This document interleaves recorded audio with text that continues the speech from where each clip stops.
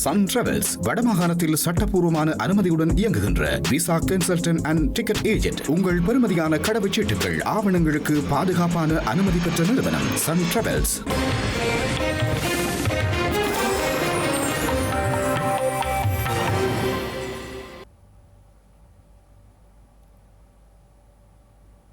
வணக்கம். இது ஐபிசி தமிழின் பிரதான செய்திகள். முதலில் தலைப்புச் செய்திகள். யாழில் ஆவா குழு தலைவர் கைது, கைக்கொண்டும் ஹெரோயினும் மீட்பு. ஐபிசி தமிழுக்கு ஜனாதிபதி ஊடக விருது. சிறந்த தமிழ் மொழி மூல நிகழ்ச்சி தொகுப்பாளருக்கான விருதை பெற்ற சர்மிளா வினோதினி. சிவப்பு பிடியாணை பிறப்பிக்கப்பட்ட 82 இலங்கை குற்றவாளிகள், 15 பேர் ஐக்கிய அரபு எமிரேட்ஸில் தலைமறைவு. பிரசன்ன ரணதுங்க கைது, லஞ்ச ஊழல் விசாரணை ஆணைக்குழு அதிரடி. ஐக்கிய மக்கள் சக்திக்குள் நீடிக்கும் விரிசல், சஜித்தின் இந்திய பயணம் தொடர்பில் ஹர்ஷ அதிருப்தி. ஜோர்ஜியாவில் விபத்துக்குள்ளான துருக்கி ராணுவ விமானம், 20 பேருடன் பயணித்த நிலையில் சம்பவம். தொடர்பான விரிவான செய்திகள்.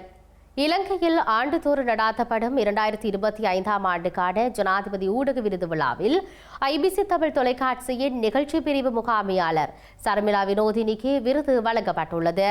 தொலைக்காட்சி பிரிவில் வருடத்தின் சிறந்த தமிழ் மொழி மூல நிகழ்ச்சி தொகுப்பாளருக்கான விருதை ஐபிசி தமிழ் தொலைக்காட்சியின் நிகழ்ச்சி பிரிவு முகாமையாளர் சர்மிளா வினோதினி பெற்றுள்ளார். இதேவேளை இலங்கை மருத்துவ சங்கத்தினால் மருத்துவ செய்தியளித்தல் துறையில் சிறந்த திறமைக்கான விருதும் சர்மிளா வினோதினிக்கு கிடைக்கப்பெற்றுள்ளமை குறிப்பிடத்தக்கது. 2025ஆம் ஆண்டுக்கான ஜனாதிபதி ஊடக விருதுகள் வழங்கும் நிகழ்வு நேற்றைய தினம் கொழும்பு நெலும்பொகுன மஹிந்த ராஜபக்ச அரங்கில் பிரதமர் ஹரணி அமரசூரிய தலைமையில் இடம்பெற்றது. இந்த நிகழ்வில் சுகாதார மற்றும் வெகுஜன ஊடக அமைச்சர் நளிந்த ஜெயதிச, பிரதி அமைச்சர் கௌசல்யா ஆரியரத்ன உள்ளிட்டோரும் கலந்து கொண்டனர். நாட்டில் நம்பகமான மற்றும் புதுமையான ஊடக கலாசாரத்தை வளர்ப்பதில் இலங்கை ஊடகவியலாளர்கள் மற்றும் ஊடக வல்லுநர்களின் பங்களிப்பை அங்கீகரித்து பாராட்டுவதை இந்த விருது வழங்கும் நிகழ்வு நோக்கமாக கொண்டுள்ளது. இந்த விருதுகள் அச்சு, இலத்திரனியல் மற்றும் டிஜிட்டல் ஊடக தளங்களில் சிறந்து விளங்குவோரை ஊக்குவிக்கும் அதேவேளை பொறுப்பான ஊடகவியலை வலுப்படுத்துவதற்கான அரசாங்கத்தின் அர்ப்பணிப்பை எடுத்து காட்டுவதாக தெரிவிக்கப்பட்டுள்ளது. ஜனாதிபதி ஊடக விருதுகள் ஊடகத்துறையில் நேர்மை, படைப்பாற்றல் மற்றும் நிபுணத்துவத்தை வெளிப்படுத்தியவர்களை கௌரவிக்கும் மற்றும் செய்தியாளர்களின் சிறப்பை கொண்டாடும் முக்கிய தேசிய நிகழ்வுகளில் ஒன்றாக அமைந்துள்ளது. இந்த நிகழ்வில் தொலைக்காட்சி பிரிவில் வருடத்தின் சிறந்த தமிழ் மொழி மூல நிகழ்ச்சி தொகுப்பாளருக்கான விருதை ஐபிசி தமிழ் தொலைக்காட்சியின் நிகழ்ச்சி பிரிவு முகாமையாளர் ஷர்மிளா வினோதினி பெற்றுள்ளார். இதேவேளை ஜனாதிபதி ஊடக விருது விழாவில் அறிவிப்பாளர் BH அப்துல் ஹமீத் வாழ்நாள் சாதனையாளர் விருது வழங்கி கௌரவிக்கப்பட்டுள்ளமை குறிப்பிடத்தக்கது. ஜாலில் பல்வேறு குற்றச்செயல்களில் ஈடுபட்டதாக தெரிவிக்கப்படும் ஆவா குழு தலைவன் வினோத் உள்ளிட்ட 2 நேற்றைய தினம் சுன்னாகம் காவல்துறையினரால் கைது செய்யப்பட்டுள்ளார். இவர்களிடமிருந்து போதைப்பொருள், கைக்குண்டு மற்றும் வாள்கள் என்பன கைப்பற்றப்பட்டுள்ளன. ஆவா குழு வினோத் என்பவர் 2 கிராம் 400 மில்லிகிராம் ஹெரோயினுடன் அவரது சகா ஒருவர் கைக்குண்டு மற்றும் வாளுடன் கைது செய்யப்பட்டுள்ளனர். சுன்னாகம் காவல்துறையினர் மேற்கொண்ட சுற்றி வளைப்பின் போது இருவரும் வெவ்வேறு இடங்களில் வைத்து கைது செய்யப்பட்டுள்ளனர். கைது செய்யப்பட்ட சந்தேக நபர்களை நீதிமன்றத்தில் முற்படுத்துவதற்கான நடவடிக்கைகளை காவல்துறையினர் மேற்கொண்டு வருகின்றனர். கொலை உள்ளிட்ட குற்றங்களுக்காக இன்டர்போல் சிவப்பு பிடியாணை பிறப்பிக்கப்பட்ட 82 இலங்கை குற்றவாளிகளில் 15 பேர் ஐக்கிய அரபு எமிரேட்ஸில் இருப்பது உறுதி செய்யப்பட்டுள்ளது. ஸ்ரீலங்கா பாதுகாப்பு படையினர் இதனை உறுதிப்படுத்தியுள்ளனர். இது தொடர்பில் ஏற்கனவே இன்டர்போலுக்கு தகவல் வழங்கப்பட்டுள்ளது. சிவப்பு அறிவிப்புகளை பெறுபவர்களை நாட்டின் பாதுகாப்பு படையினர் உன்னிப்பாக கண்காணித்து வருவதாகவும் கூறப்படுகின்றது. கடந்த அக்டோபர் மாதம் பாதாள உலகில் கைது செய்யப்பட்ட பிரபல போதைப்பொருள் கடத்தல்காரரான லலித் கன்னகராவை விரைவாக நாடு கடத்த துபாய் காவல்துறையினர் நடவடிக்கை எடுத்தனர். எனினும் லலித் கன்னகரா துபாய் உயர் நீதிமன்றத்தில் மேல்முறையீடு செய்துள்ளதால் வழக்கு முடியும் வரை இலங்கைக்கு அழைத்து வர முடியாது என சிரேஷ்ட காவல்துறை அதிகாரி ஒருவர் தெரிவித்துள்ளார். வழக்கு முடிவடைய குறைந்தது 4 மாதங்கள் வரை செல்லலாம் எனவும் சந்தேக நபர் சார்பாக இலங்கையிலிருந்து வழக்கறிஞர் ஒருவர் துபாய் சென்றுள்ளதாகவும் அந்த அதிகாரி மேலும் கூறியுள்ளார். ஸ்ரீலங்காவின் முன்னாள் அமைச்சர் பிரசன்ன ரணதுங்க லஞ்ச ஊழல் விசாரணை ஆணைக்குழுவால் இன்று காலை கைது செய்யப்பட்டுள்ளார். வாக்குமூலம் ஒன்றை பதிவு செய்வதற்காக லஞ்ச ஊழல் விசாரணை ஆணைக்குழுவில் இன்று காலை முன்னிலையாகிய போதே அவர் கைது செய்யப்பட்டுள்ளார். சுற்றுலா அமைச்சின் கீழ் உள்ள 4 நிறுவனங்களான இலங்கை சுற்றுலா மேம்பாட்டு ஆணையம், இலங்கை சுற்றுலா மேம்பாட்டு பணியகம், இலங்கை ஹோட்டல் மேலாண்மை நிறுவனம் மற்றும் இலங்கை மாநாட்டு பணியகம் ஆகியவற்றின் ஊழியர்களுக்கான நேரடி மருத்துவ காப்பீட்டு ஏற்பாடுகள் தொடர்பான முறைகேடுகள் தொடர்பாக பிரசன்ன ரணதுங்க கைது செய்யப்பட்டுள்ளதாக லஞ்ச ஒழிப்பு ஆணையகம் தெரிவித்துள்ளது. இந்த காப்பீட்டு திட்டங்களை கையாள தனியார் தரகு நிறுவனமான மை இன்சூரன்ஸ் புரோக்கர்ஸ் சட்டவிரோதமாக நியமிக்கப்பட்டது விசாரணைகளில் தெரியவந்துள்ளது. பின்னர் இலங்கை காப்பீட்டுக் கழகம் அந்த நிறுவனத்திற்கு பெருந்தொகை கமிஷன் தொகையை வழங்க உத்தரவிடப்பட்டது. இதன் விளைவாக தரகருக்கு தேவையற்ற நிதி ஆதாயமும் மாநில காப்பீட்டு நிறுவனத்திற்கு இழப்பும் ஏற்பட்டுள்ளது. இலங்கை காப்பீட்டுக் கழகத்திற்கு இழப்பை ஏற்படுத்திய குற்றச்சாட்டில் பிரசன்ன ரணதுங்க கைது செய்யப்பட்டுள்ளார். வடமாகாணத்தில் இன்று காலை முதல் 24 மணி நேர பணிப்புறக்கணிப்பில் அரசு தாதியர் உத்தியோகத்தர் சங்கம் ஈடுபட்டுள்ளது. வடக்கு மாகாணத்தில் உள்ள வைத்தியசாலைகளில் பணிபுரியும் தாதிய உத்தியோகத்தர்களுக்கான வருகை மற்றும் வெளியேறும் பதிவுக்காக ஏனைய ஊழியர்களுடன் சேர்த்து ஒரே கையொப்ப பதிவு புத்தகம் பயன்படுத்த வேண்டும் என்ற வடக்கு மாகாண சுகாதார சேவைகள் பணிப்பாளரின் முடிவுக்கு எதிர்ப்பு தெரிவித்து இந்த பணிப்புறக்கணிப்பு முன்னெடுக்கப்பட்டுள்ளதாக அரச தாதியர் உத்தியோகத்தர் சங்கம் குறிப்பிட்டுள்ளது. இது தொடர்பில் அரச தாதியர் உத்தியோகத்தர் சங்கம் வெளியிட்ட அறிக்கையில் வடமாகாணத்தை தவிர ஏனைய மாகாண சபைகளிலோ அல்லது மத்திய அரசாங்கத்தின் வைத்தியசாலைகளிலோ இத்தகைய நடைமுறை அமுலில் இல்லை என சுட்டிக்காட்டியுள்ளது. வடமாகாணத்தில் மாத்திரம் இது தன்னிச்சையாக அமுல்படுத்தப்படுவது பாரதூரமான விடயமாகும் என்றும் இந்த அறிக்கையில் தெரிவிக்கப்பட்டுள்ளது. அதன்படி வடமாகாணத்தைச் சேர்ந்த தாதியர்கள் மேற்கொண்டுள்ள பணி புறக்கணிப்பு காரணமாக தாதியர்களால் மேற்கொள்ளும் சேவைகள் பாதிக்கப்பட்டுள்ளன. அதன்படி குருதி மாதிரிகளை பெறுதல், ஊசி போடுதல் உள்ளிட்ட தாதியர்களினால் வழங்கும் சேவைகள் பாதிக்கப்பட்டுள்ள நிலையில் நோயாளர்கள் திரும்பிச் செல்ல வேண்டிய நிலை ஏற்பட்டுள்ளது.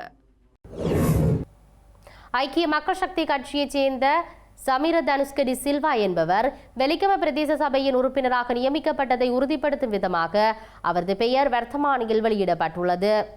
லசந்த விக்ரமசேகரவின் மரணத்தை தொடர்ந்து ஏற்பட்ட வெற்றிடத்தை நிரப்பும் வகையில் அவர் நியமிக்கப்பட்டுள்ளார். வெலிகம பிரதேச சபையின் தவிசாளர் லசந்த விக்ரமசேகர கடந்த 22ஆம் திகதி அலுவலகத்தில் அமர்ந்திருந்த போது துப்பாக்கிச் சூட்டில் படுகாயமடைந்த நிலையில் வைத்தியசாலையில் அனுமதிக்கப்பட்டிருந்த வேளை உயிரிழந்தமை குறிப்பிடத்தக்கது. ஸ்ரீலங்கா எதிர்க்கட்சித் தலைவரின் இந்திய விஜயம் தொடர்பில் தான் பத்திரிகையில் வெளியான செய்தியிலேயே அறிந்து கொண்டதாக நாடாளுமன்ற உறுப்பினர் கர்சிடி சில்வா தெரிவித்துள்ளார். தென்னிலங்கை தொலைக்காட்சி ஒன்றில் நடைபெற்ற அரசியல் கலந்துரையாடல் ஒன்றில் இதனை தெரிவித்துள்ளார். ஸ்ரீலங்கா எதிர்க்கட்சி தலைவரின் இந்த விஜயம் உத்தியோகபூர்வ விஜயமா அல்லது தனிப்பட்டதா என தங்களுக்கு ஒன்றும் தெரியாது என நாடாளுமன்ற உறுப்பினர் ஹர்சடி சில்வா தெரிவித்துள்ளார். பத்திரிகை செய்தியில் தெரிவிக்கப்பட்டதையே தாமும் அறிந்த விடயம் எனவும் குறிப்பிட்டுள்ளார். விஜயத்தின் பலன் தொடர்பில் நாடாளுமன்ற குழுவிலும் ஒன்றும் பேசவில்லை எனவும் சுட்டிக்காட்டியுள்ளார். இந்த விஜயம் தொடர்பில் நான் மட்டுமல்ல அநேகருக்கு இது தொடர்பில் தெரியாது எனவும் ஹர்சடி சில்வா தெரிவித்துள்ளார்.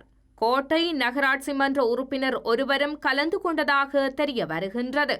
எவ்வாறாயினும் நாடாளுமன்றத்தில் கோட்டை நகராட்சி மன்ற உறுப்பினர் தனது உறவினர் என்று கேலி செய்தனர் எனவும் ஆனால் தனக்கு ஒன்றும் தெரிவிக்கவில்லை எனவும் குறிப்பிட்டுள்ளார். குறிப்பாக அவர் தன்னுடைய உறவினரும் அல்ல என்பதே உண்மையாகும் எனவும் ஹர்சடி சில்வா தெரிவித்துள்ளார். மட்டக்களப்பில் கைது செய்யப்பட்ட போலீஸ் சட்டத்தரணியை அடையாளம் காணும் அணிவகுப்பு நீதிமன்றத்தில் இடம்பெற்ற போது அவர் அடையாளம் காணப்பட்டதை அடுத்து எதிர்வரும் 24ஆம் தேதி வரை விளக்கமறியலில் வைக்குமாறு மட்டக்களப்பு நீதிமன்ற நீதவான் உத்தரவிட்டுள்ளார். யாழ்ப்பாணத்தை பூர்வீகமாக கொண்ட இவர் கல்முனை காவல்துறை பிரிவில் உள்ள பிரதேசம் ஒன்றில் திருமணம் முடித்துள்ளதாகவும் விசாரணைகளில் தெரிய வந்துள்ளது. செவ்வந்தி பாணியில் மட்டக்களப்பில் செயற்பட்டு வந்த போலி ஆண் சட்டத்தரணி ஒருவரை கடந்த சனிக்கிழமை ஒந்தாச்சிமடம் பிரதேசத்தில் வைத்து கைது செய்தனர். இதனையடுத்து நேற்றைய தினம் நீதிமன்றில் ஆஜர்படுத்தப்பட்ட போது அடையாள அணிவகுப்புக்கு உட்படுத்தி அவருக்கு எதிராக முறைப்பாடு செய்த 3 பேரும் அடையாளம் காண்பித்ததனை அடுத்து நீதவான் குறித்த நபரை எதிர்வரும் 24ஆம் தேதி வரை விளக்கமறியலில் வைக்குமாறு உத்தரவிட்டுள்ளார். அதேவேளை இவ்வாறு கைது செய்யப்பட்ட போலீஸ் சட்டத்தரணி கடந்த 1.5 வருடங்களுக்கு மேலாக சட்டத்தரணி போல் நடித்து வந்துள்ளார். யாழ்ப்பாணத்தை பூர்வீகமாக கொண்ட இவர் உயர்கல்வியில் விஞ்ஞான பாடம் கற்றுள்ளதாக தெரிய வருகின்றது. யுத்தத்தினால் இடம்பெயர்ந்து கொழும்பில் வாழ்ந்து வந்த அவர் கல்முனை போலீஸ் பிரிவில் உள்ள பிரதேசம் ஒன்றில் திருமணம் முடித்துள்ளதாகவும் போலீசாரின் விசாரணையில் தெரிய வந்துள்ளது. இதேவேளை அவரிடமிருந்து கைப்பற்றப்பட்ட சட்டத்தரணி என அடையாளப்படுத்தும் போலி வருகை அட்டை மற்றும் ரப்பர் முத்திரை, சட்டத்தரணி என வாகனத்திற்கு அடையாளப்படுத்தி ஒட்டப்படும் ஸ்டிக்கர்களை தயாரித்து கொடுத்த கல்முனை பிரதேசத்தைச் சேர்ந்த அச்சக உரிமையாளர் ஒருவரை கைது செய்து நீதிமன்றில் ஆஜர்படுத்தப்பட்ட நிலையில் அவரை நீதவான் பிணையில் விடுவித்துள்ளமை குறிப்பிடத்தக்கது. அஜர்பைஜான் எல்லைக்கு அருகில் ஜோர்ஜியாவில் 20 பேருடன் சென்ற துருக்கிய ராணுவ விமானம் விபத்துக்குள்ளானதாக துருக்கியின் பாதுகாப்பு அமைச்சகம் தெரிவித்துள்ளது. உயிரிழப்புகள் குறித்து அதிகாரப்பூர்வ தகவல்கள் எதுவும் வெளியிடப்படவில்லை. நேற்றைய தினம் அஜர்பைஜானில் இருந்து புறப்பட்ட C-130 சரக்கு விமானம் விபத்துக்குள்ளான காரணம் மற்றும் உயிரிழப்புகளின் எண்ணிக்கை குறித்த தகவல்கள் எதுவும் வெளியிடப்படவில்லை. இருப்பினும் துருக்கி மற்றும் அஜர்பைஜான் ஆகிய இரண்டும் உயிரிழப்புகள் ஏற்பட்டுள்ளதாக குறிப்பிட்டுள்ளன. துருக்கியின் பாதுகாப்பு அமைச்சகம் விமான குழுவினர் உட்பட 20 துருக்கி பணியாளர்கள் C-130 விமானத்தில் இருந்ததாக கூறியுள்ளது. ஆனால் பிற நாட்டினரைச் சேர்ந்த பயணிகள் தொடர்பில் குறிப்பிடவில்லை என சர்வதேச ஊடகங்கள் செய்திகளை வெளியிட்டுள்ளன. அஜர்பைஜானில் உள்ள இன்சிர்லிக் விமான தளத்திலிருந்து குறித்த விமானம் புறப்பட்ட போது ஜோர்ஜியாவின் காகசஸ் மலைகளில் விமானம் காணாமல் போனதாக ஆரம்பத்தில் தெரிவிக்கப்பட்டது. பின்னர் அது விபத்துக்குள்ளானமை உறுதி செய்யப்பட்டது. துருக்கிய தேசிய பாதுகாப்பு அமைச்சகம் விமானத்தின் பணியாளர்கள் உட்பட 20 துருக்கிய ராணுவ வீரர்கள் இருந்ததாக அதிகாரப்பூர்வமாக தெரிவித்துள்ளது. செய்திகளின் நிறைவாக மீண்டும் தலைப்புச் செய்திகள். யாழில் ஆவா குழு தலைவர் கைது, கைக்கொண்டும் ஹெரோயினும் மீட்பு. IBC தமிழுக்கு ஜனாதிபதி ஊடக விருது. சிறந்த தமிழ் மொழி மூல நிகழ்ச்சி தொகுப்பாளருக்கான விருதை பெற்ற சர்மிளா வினோதினி. சிவப்பு பிடியாணை பிறப்பிக்கப்பட்ட 82 இலங்கை குற்றவாளிகள், 15 பேர் ஐக்கிய அரபு எமிரேட்ஸில் தலைமறைவு. பிரசன்ன ரணதுங்க கைது, லஞ்ச ஊழல் விசாரணை ஆணைக்குழு அதிரடி. ஐக்கிய மக்கள் சக்திக்குள் நீடிக்கும் விரிசல், சஜித்தின் இந்திய பயணம் தொடர்பில் ஹர்ஷ அதிருப்தி. ஜோர்ஜியாவில் விபத்துக்குள்ளான துருக்கி ராணுவ விமானம், 20 பேருடன் பயணித்த நிலையில் சம்பவம். இத்துடன் IBC தமிழின் பிரதான செய்திகள் நிறைவு பெற்றன. உடனுக்குடன் செய்திகளை அறிந்து கொள்ள IBC தமிழ்.com என்ற இணையதளத்தை பார்வையிடுங்கள். வணக்கம்.